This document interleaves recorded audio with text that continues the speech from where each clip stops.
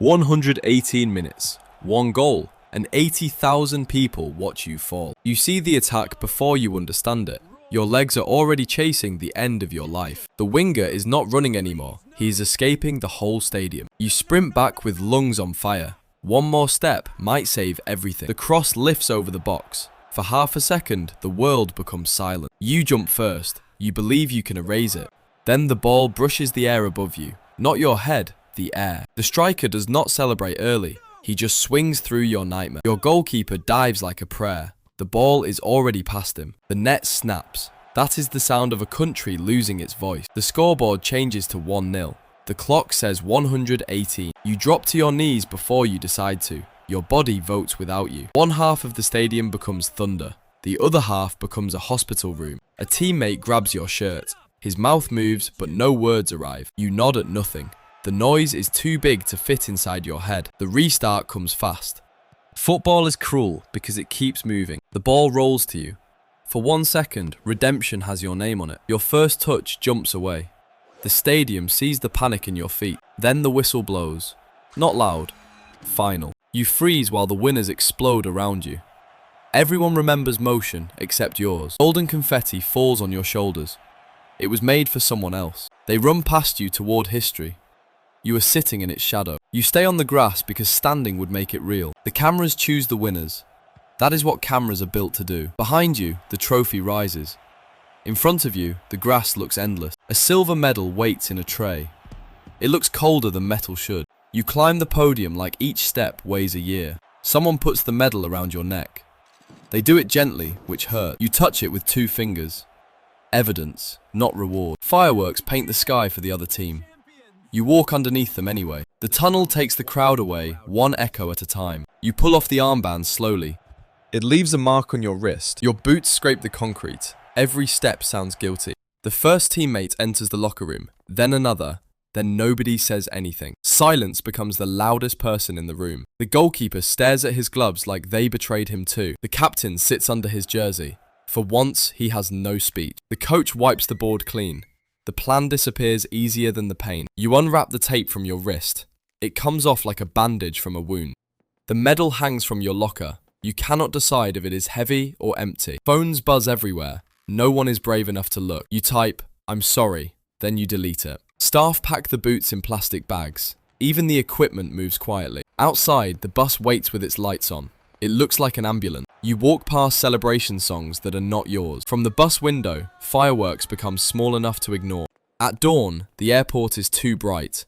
Defeat hates bright rooms. You carry your kit bag alone. Yesterday, it carried a dream. The board says home. Somehow, that word feels like another away game. A teammate hides under his hood. Fame has finally found a place to sit. Fans at the gate recognize you. Their hands stay in their pocket. The passport stamp lands hard.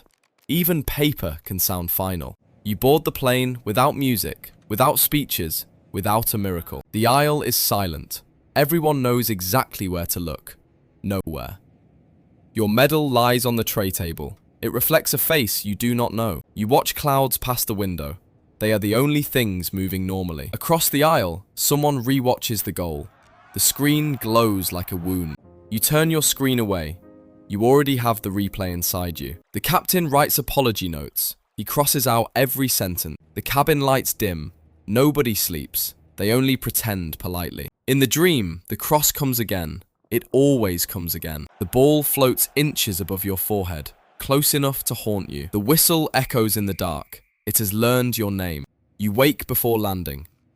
Your heart is already on the runway. The plane touches home soil. No one claps. The doors open to reporters who do not know how soft to be. Microphones rise. The questions stay trapped behind teeth. You pass headline screens playing the same second forever. The city is quiet. Not peaceful, quiet. Flags hang from balconies like tired arms. A mural on one wall stops halfway through your smile. Kids stop playing when you pass. That is worse than booing. A shop television shows the goal again. Even glass wants you to watch. You look away from yourself. The street lets you. Online, the trial begins before your bag hits the floor. One comment calls you the reason. It needs only 4 words to be cruel. Another calls you a hero. Somehow that does not fix the first one. The clip loops forever. Your mistake has perfect internet fitness. You close the phone. The silence outside feels almost kind. You walk to the field where football first lied to you beautifully. The old goalposts are still crooked. They never promise perfection. A younger version of you appears in memory, chasing a ball too big for him. Kid you shoots at an empty net and celebrates like the world is full. Adult you watches without correcting him.